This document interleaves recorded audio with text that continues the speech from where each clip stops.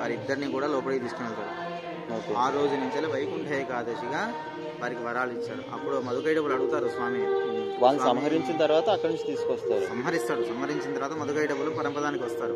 పరంపదానికి వచ్చినప్పుడు అక్కడ ఉత్తర ద్వార దర్శనం దగ్గర ఉంటారు.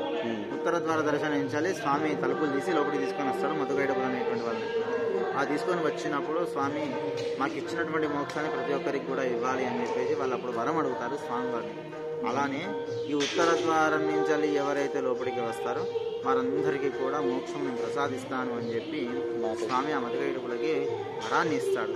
అందుకని అప్పటి నుంచే వైకుంఠ ఏకాదశి ప్రకీర్తిగా వచ్చింది మనందరికీ కూడా. ఓన్లీ ఉత్తర ద్వారం నుంచి ఎందుకు తీసుకెళ్తారండి? వైకుంఠంలో మనం ప్రవేశించేది ఉత్తర ద్వారమేనా? అయితే మనకందరికీ కూడా సహజంగా ప్రధానంగా ఉండేటటువంటి ఏవైతే ముఖద్వారాలు సింహద్వారాలు ఉంటాయో ఆ సింహద్వారాల నుంచి వచ్చేటువంటి వాళ్ళు నిత్య నైమిత్తికంగా వచ్చేటువంటి వారు మాత్రమే, కేవలం పరిపూర్ణంగా వచ్చేటువంటి దర్శనం కాదు.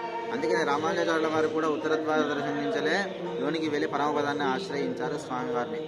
అందుకని ఉత్తర ద్వార దర్శనించలు వచ్చినటువంటి వారికి అంటే మనకి భగవంతుడు ఒక ప్రసాదాన్ని ఇచ్చాడు. దీని నుంచి వచ్చినటువంటి వారికి మనకి సహజంగా లోకంలో రెండు దారులు ఉంటాయి. ఒకటి ప్రధానమైనటువంటి దారి, ఇంకొక దారి రహస్యమైనటువంటి దారి ఇంకోటి ఉంటుంది. ఈ రహస్యమైనటువంటి దారిలో గుండా వెళ్ళేటువంటి వారికి తొందరగా లోపలికి వెళ్ళే అవకాశం ఉంటుంది. ప్రధాన ద్వారం నుంచి వెళ్ళడానికి కొంచెం ఆలస్యం అవుతుంది. అలానే ఈ యొక్క పరమపదంలోకి వెళ్ళేటప్పుడు ప్రధానమైనటువంటి దారిలో కంటే రెండవది రహస్యమైనటువంటి ద్వారం వైకుంఠ ద్వారం అన్నమాట. ఈ వైకుంఠ ద్వారం అనేటువంటి ఉత్తర భాగంలో ఉంటుంది. ఈ ఉత్తర భాగంలో ఉండేటటువంటి సమయంలో మధుకైటపులకు తెరిచి వారిని లోపలికి తీసుకొని వచ్చారు కాబట్టి పరమపదానికి ఆ సమయంలో వారు అడుగుతారు, ఈ ద్వారం గుండా ఎవరైతే వస్తారో వారందరికీ కూడా మోక్షాన్ని ప్రసాదించాలని వారు వరాన్ని అడుగుతారు స్వామివారిని. ఆ వరాన్ని అడిగినప్పుడు అప్పుడు మీరు ఎప్పుడైతే ఈ వైకుంఠ ద్వారం నుంచి ఎవరైతే వస్తారో వారికి పరమపదాన్ని నేను ఆశ్రయించేటువంటి విధంగా నేను కల్పిస్తున్నాను అని చెప్పి స్వామి ఇప్పుడు ప్రసాదిస్తాడు మనందరికీ కూడా అనుగ్రహాన్ని. కాబట్టి వైకుంఠ ద్వారానికి అంత ప్రాముఖ్యత ఉంది.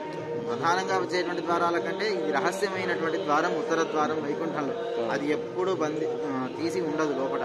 కేవలం ఎప్పుడైనా మహనీయులు మాత్రం వచ్చినప్పుడు మాత్రం ఉత్తర ద్వారాన్ని తెరిచి లోపలికి తీసుకొని వస్తారు అందరినీ. ఇది ఏ యుగంలో జరిగింది స్వామి? ఇది ఏ కల్పంలో చెప్పడం కూడా కష్టమే. కృతయుగానికి ముందే జరిగిపోయింది. సత్యయుగానికి ముందే జరిగిపోయింది. సత్యయుగానికి ముందే జరిగింది. ఓకే. కాబట్టి మనం దాన్ని ఈ కల్పంలో కాదు, ఏ కల్పము అనేటువంటిది మనం చెప్పలేము.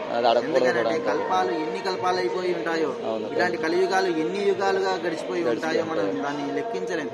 ఇదే కలియుగం పోయినసారే కలియుగంలో జరిగింది అని చెప్పడానికి కూడా ఆవశ్యకం లేదు అక్కడ. కారణం ఇట్లాంటి యుగాలు ఎన్నో మన్వంతరాలు గడుస్తూ ఉంటాయి. ఎన్నో సత్యయుగాలు గడుస్తుంటాయి, ఎన్నో త్రేతాయుగాలు, ఎన్నో కృతయుగాలు. ప్యారలల్ గా కూడా బ్రహ్మాండాల్లో వేరే వేరే యుగాలు కూడా నడుస్తూ ఉంటాయి ఎప్పటికప్పుడు కూడా. కాబట్టి మనం టైం ట్రావెల్ అని చెప్పేసి అని అనుకుంటుంటాం. ఈ టైం ట్రావెల్స్ లలో కూడా మనం ఒక చోట నుంచి ఒక చోటకి వెళ్ళేటప్పటికి ఒక చోట ఇంకా జరగనటువంటి వ్యవహారం జరుగుతూ ఉంటుంది. కొంత ఇంకా ముందుకు పోతే జరిగిపోయిన వ్యవహారం అయిపోయి ఉంటుంది. అక్కడ మనకంటే ముందుగా కొంతమంది ఉంటారు, మనకంటే కొంచెం స్లోగా వెనక ఉంటారు, మధ్యలో మనం ఉంటాం. ఈ ప్యారలల్ టైమింగ్స్ లలో మనం అక్కడ కూడా రిలేటివిటీ అంటాం కదా, అట్లా ఉంటుంది. అలాంటివన్నీ కూడా ఉంటాయి. ఈ యుగంలో ఇక్కడ జరిగేటువంటిది ఇక్కడనే జరుగుతుందని మనం నిర్ణయం చేయడానికి లేదు. ఇలాంటిది పైన వైకుంఠంలో జరుగుతూ ఉంటుంది. ఇప్పుడు రేపటి రోజున అక్కడ ఎంతో మంది ఉత్తర ద్వారంలో ఉంటారు.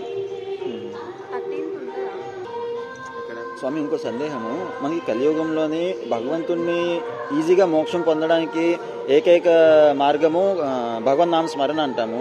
ఇంకో పక్క చాలా మంది ధ్యానం చేస్తూ ఉంటారు. భగవాన్ రమణులు కూడా చెప్తారు, మెల్లగా జపం చేసే కంటే మానసికంగా ధ్యానం చేసేది ఉత్కృష్టమైనది అని చెప్తారు. సో దీనికి మనం ఎట్లా తీసుకోవాలి? అంటే ఎక్కువ బ్రాహ్మణులు నామస్మరణ చేయమంటుంటారు కదా. దీనికి ప్రధానంగా కావాల్సినటువంటి నామస్మరణమో ధ్యానమో కాదు, స్వామి యందు ఉండేటువంటి భక్తి. అది నిజమే. ఈ భక్తికి కారణంగా కావాల్సింది ఏమిటి? నారాయణ అనేటువంటి నామస్మరణ బలం. ఈ రెండు కలిసినప్పుడే స్వామి మనకు ప్రసన్నుడవుతాడు. అది ధ్యాన మార్గం కూడా ఉంది, కానీ ధ్యాన మార్గంలో వెళ్ళడము చాలా చాలా కష్టమైనటువంటి పరిస్థితి. అంటే ఈ యుగంలో ధ్యాన మార్గంలో వెళ్ళేటప్పుడు ఒక్కొక్క ప్రధానమైన అవయవాలలో కేంద్రీకృతం చేస్తూ అక్కడ నుంచి ఆ యొక్క బలాన్ని పెంచుకుంటూ పోవాలి అని చెప్పేసి చెప్తూ ఉంటారు. ఉదాహరణకి మనకి షట్చక్రాలు అని చెప్పేసి అనుకుంటున్నాం. షట్చక్రాలు అనేటువంటి చాలా మందికి తెలిసే ఉంటుంది. ఒకటి నాభియందు, ఒకటి వెన్నుముక, ఒకటి హృదయము, కంఠము, నాసిక, కటి ప్రదేశము, బ్రహ్మశిరస్సు అనేటువంటి ఈ 6 ప్రదేశాలలో ఈ 6 చక్రాలు ఉంటాయి. ఈ షట్చక్రాలలో కూడా ఒక్కొక్క చక్రాన్ని వాళ్ళు దాన్ని ఉపయోగిస్తూ పైకి వెళ్తూ ఉండాలని చెప్పి చెప్తూ ఉంటారు మనకి ఎక్కడ ధ్యాన చేసేటువంటి యోగంలో. అక్కడ ఏం చెయ్యాలి అనేటువంటిది అంటే దాని యందు వాయువును నిలిచి ఉంచాలి. సహజంగా మనకి వాయువు ఎక్కడి నుంచి ఎక్కడి వరకు పీల్చుకుంటాం మనం అంటే నాసికారంధ్రం నుంచి ఊపిరితిత్తుల వరకు వెళ్తుంది. అంతవరకు ఇక్కడ వరకే వెళ్తుంది, మనకి ఇక్కడ వరకే తెలుస్తుంది. కానీ ఈ వాయువును ఊపిరితిత్తుల్లో నుంచి అక్కడి నుంచి నాభి వరకు తీసుకొని పోవాలి. ఆ నాభి దాకా వాయువు వెళ్ళి నాభి యందు అక్కడ నిల్చొని ఉండాలి. అక్కడ కొంతవరకు దాన్ని సాధన చేస్తూ ఉండాలి. ఒకరోజు 10 నిమిషాలు, ఒకరోజు 20 నిమిషాలు, ఒకరోజు 30 నిమిషాలు, ఒకరోజు గంట, 2 గంటలు, 3 గంటలు, 24 గంటలు, నెల, 6 నెలలు, సంవత్సర కాలం, ఇలా ఒక్కొక్క ప్రదేశం ఒక్కొక్క అంగము చేత ఆ వాయువుని నిలుపుతూ అక్కడ కేంద్రీకృతం చేస్తూ ఆ వాయువుని అంతా కూడా అక్కడ నిలిపి ఉంచాలి. ఇంకో చోట క్లిష్టమైనటువంటి పరిస్థితి, సరే నాభిదాకా అంటే తీసుకొని వెళ్ళగలుగుతాం, కానీ ఈ నాలిక చివరి భాగన ముందట ఉండేటటువంటి కొన మీద వాయువుని నిలిచిపెట్టాలంటారు. ఊపిరితిత్తులకు కూడా వెళ్ళదు. అక్కడ లోపలికి వెళ్ళక ముందే ఈ నాలుక మీద నిలబెట్టాలి అని చెప్పేసి ధ్యాన యోగం చెప్తూ ఉంటుంది. నాసిక ముందు చెప్తుంది, ఈ నాసిక ఉండేటువంటి అగ్రము, ఈ అగ్రము యందు కూడా వాయువు నిలిచిపెట్టాలి అని చెప్పేసి అంటారు. ఈ భ్రూ మధ్యంలో 2 కనుల మధ్యన ఉండేటువంటి బొట్టు పెట్టుకునేటువంటి ఈ ప్రదేశంలో కూడా మనకి అక్కడ వాయువుని నిలిచిపెట్టాలి అని చెప్పేసి చెప్తారు. అక్కడి నుంచి ఆ వాయువుని బ్రహ్మరంధ్రం దాకా తీసుకుని వచ్చి ఇక్కడ నిలబెట్టాలని చెప్తారు. ఇలా వాయువు చేత బిగించి స్తంభనం చేస్తూ దాన్ని మనకేం చెప్తారు అని అంటే రేచకం, పూరకం, కుంభకం అని చెప్పేసి 3 విధములు చెప్తారు. ఇలా పూరక, రేచక, కుంభకాలు చేస్తూ ప్రాణాయామ విధానంలో ధ్యానం చేస్తూ మనస్సుని లగ్నం చేసి కేంద్రీకృతం చేసి మనస్సుని ఏకాగ్రతకు తీసుకొని వెళ్ళి అక్కడ నుంచి ఆ మోక్ష మార్గాన్ని పొందేటువంటి మార్గాన్ని మనకి ధ్యాన యోగం చెప్తుంది. ఇది మీరు చెప్పేదంతా భగవద్గీతలో మాత్రము నారాయణ నామస్మరణ మాత్రము అతి సులభమైనటువంటిది కలియుగంలో. ఇవన్నీ చేయాలి, తపస్సులు చేసి మోక్ష మార్గం పొందేటువంటి యుగం అయితే కాదు. ఇది చాలా ఉత్కృష్టమైనటువంటి ఉత్తమమైనటువంటి యుగం. మనకి చాలా భగవంతుడు చాలా విధానంలో మనకి మనల్ని రక్షించేటందుకు చాలా సులభతరం చేసినటువంటి యుగం ఇది కూడా చెప్పాలి అనుకుంటే. ఆ యుగంలో మనకి అర్చావతారం రూపంలో మనకు దర్శనమిస్తూ మన యందు ఉంటూ భగవన్నామస్మరణ చేస్తూ కేవలము 2 చేతులు జోడించి నమస్కారం చేస్తే చాలు అని చెప్పినటువంటి యుగము ఈ యుగం. అందుకనే చాలా ఉత్తమమైనటువంటి యుగం. కేవలం భగవన్నామస్మరణ చేతనే స్వామి ఉప్పొంగిపోతాడంట. అందుకనే ఇచ్చినటువంటి వరం మనకి స్వామి. ఆ నామస్మరణ చేస్తే చాలు అని చెప్పేశాడు, ఇంకా ఏమి చేయాల్సిన. అందుకనే మనకి వేదాలలో కూడా చెప్తూ ఉంటారు ఏమని అనంటే, వేదము మంత్రము కంటే భగవన్ నామం చాలా గొప్పనైనటువంటిదని కూడా చెప్తారు మనకి వేదాలలో, ఉపనిషత్తులలో కూడా. అందుకనే భగవన్ నామం చెప్పడం ద్వారా వేదము చెప్పినటువంటి సమానత్వం ఉంటుంది అని చెప్పేసి అంటారు. భగవన్నామం ఎవరైనా చెప్పొచ్చు, వేదం మాత్రము బ్రాహ్మణులు మాత్రమే చెప్పాలని చెప్తారు. అందుకనే బ్రాహ్మణులే చెప్పాలి, వేదమంత్రం నియమం పెట్టాడు కాబట్టి భగవంతుడు పెట్టినటువంటి నియమాన్ని ఆ నియమం స్వామి ఉల్లంఘిస్తూ భగవన్నామం చెప్పండి చాలు అని చెప్పేసి స్వామి మనకి. దానికి ఎటువంటి కండిషన్స్ లేవు, ప్రతి నిత్యము ఎప్పుడు చెప్పుకోవచ్చు. కండిషన్స్ అంటే వాటికి కొంతవరకు ఉపాయం, కొంతవరకు సాధన చేసేటువంటి మార్గాల్లో కొంతవరకు నియమాలు అనేటువంటివి ఉంటాయి, వాటికి ఆహార నియమాలు అనేటువంటివి ఉంటాయి. దాన్ని పాటిస్తూ మనం ముందుకెళ్తే ఆ నామం మనకి చక్కగా ఫలిస్తుంది. కానీ స్వామి ఒక సందేహము, మనము ఆత్మజ్ఞానం పొందకుండా ఉత్తి భక్తి భగవంతుడి మీద ఎమోషన్ ఒక్కటే క్యారీ చేసుకుంటే మాత్రం మనం భగవంతుడి మోక్షం పొందుతామంటారా? నేను తెలుసుకోకపోతే భగవంతుడు కూడా అర్థం కాడు కదా. అందుకని మనకి అది జ్ఞాన మార్గం చెప్తుంది అట్లా. సో దానికి మీరేమంటారు? సామవేదం గారు లాంటి వారు విచారణ ఒకటే మార్గం, విచారించాలి, నువ్వెవరో తెలుసుకోవాలి, భగవంతుడు ఎవరో తెలుసుకోవాలి, నీకు ఆయన గల సంబంధాన్ని తెలుసుకోవాలి, అప్పుడు నిజమైన భక్తి పుడుతుంది. ఉత్కృష్టమైన జ్ఞానం కలిగినప్పుడు కూడా భక్తి పండినట్టు ఒక భక్తి యోగి కూడా జ్ఞానియే అని చెప్తారు కదా. దీనికి ఎట్లా అర్థం చేసుకోవాలి? జ్ఞాన విచారంలో మనం తెలుసుకునేది ఏంటంటే ఇక్కడ కేవలం మనకి ఈ ప్రాపంచికమైనటువంటి ప్రపంచ పాంచభౌతికమైనటువంటి సృష్టి ఏదైతే ఉందో ఈ సృష్టిలో కంటే ఉత్కృష్టమైనటువంటిది మానవ జన్మ. ఈ మానవ జన్మ ఏం తెలుసుకోవాలి? ఇదంతా పాంచభౌతికము, మాయనే ఇదంతా కూడా. ఆత్మజ్ఞాన విచారంలో మొదటగా చెప్పేటువంటిది ఏమిటంటే ఇదంతా మాయ, ఇక్కడ నీ పని ఏమీ లేదు, నువ్వు ఒక కల్పిత పాత్రం, నిమిత్త మాత్రుడు మాత్రమే. నీకు పొందేటువంటి వాడు ఎవడు అంటే పరమాత్మ. ఆ పరమాత్మనికి నీకు సంబంధం ఏమిటి అని అంటే ఆ సంబంధం చెప్పేటువంటిది తండ్రి కొడుకు సంబంధాన్ని చూపిస్తారు, లేదా భర్త భార్య సంబంధాన్ని చూపిస్తారు.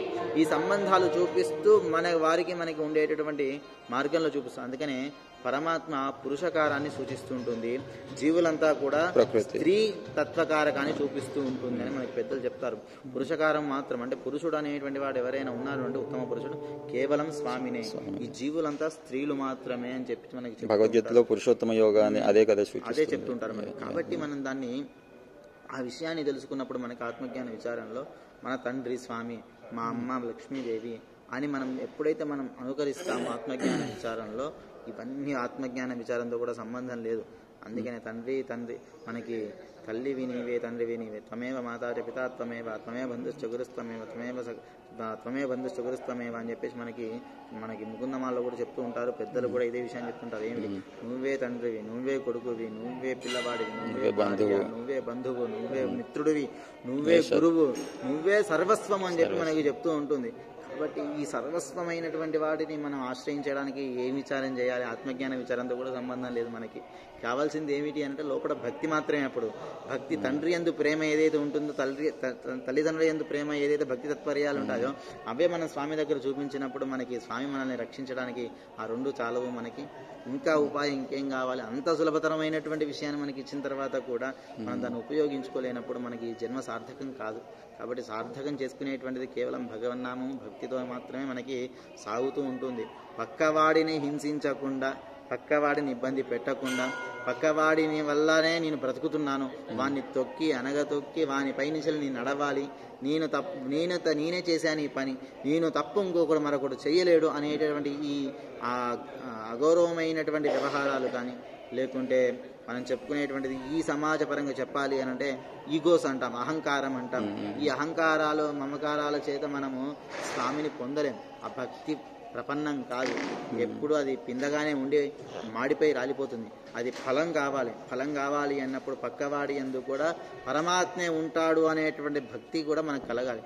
కలిగినప్పుడే భగవన్నామస్మరణ ఫలితం మనకు లభిస్తుంది, భక్తికి లభిస్తున్నప్పుడు మనకి. ఇంకో ప్రశ్న స్వామి, ఇప్పుడు కలియుగంలో చాలా మంది సత్వరజో తమో గుణాలు చెప్తూ ఉంటుంది కదా భగవద్గీత.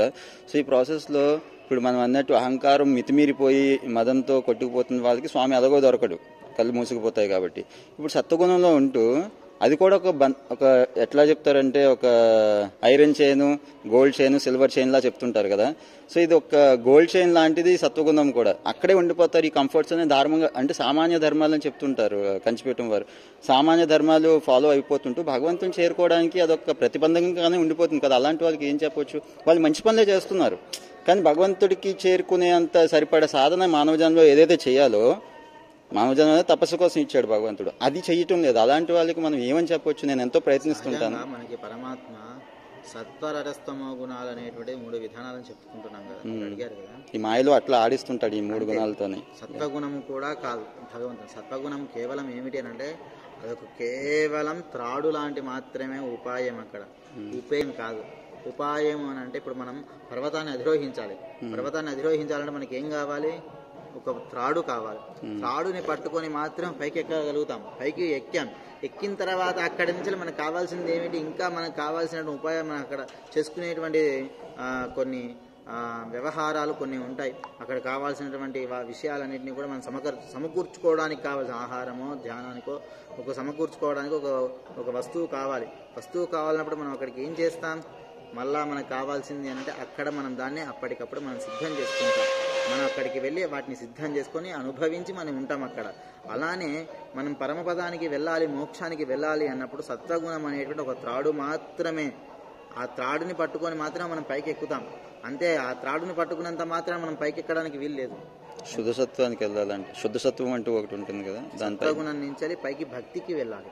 ఈ తమో గుణాలన్నిటికీ ఈ గుణాలు కూడా సత్వ రజస్తమో గుణాలు అనేటువంటి వీటి నుంచి కూడా వీడు విముక్తుడు అవ్వాలి.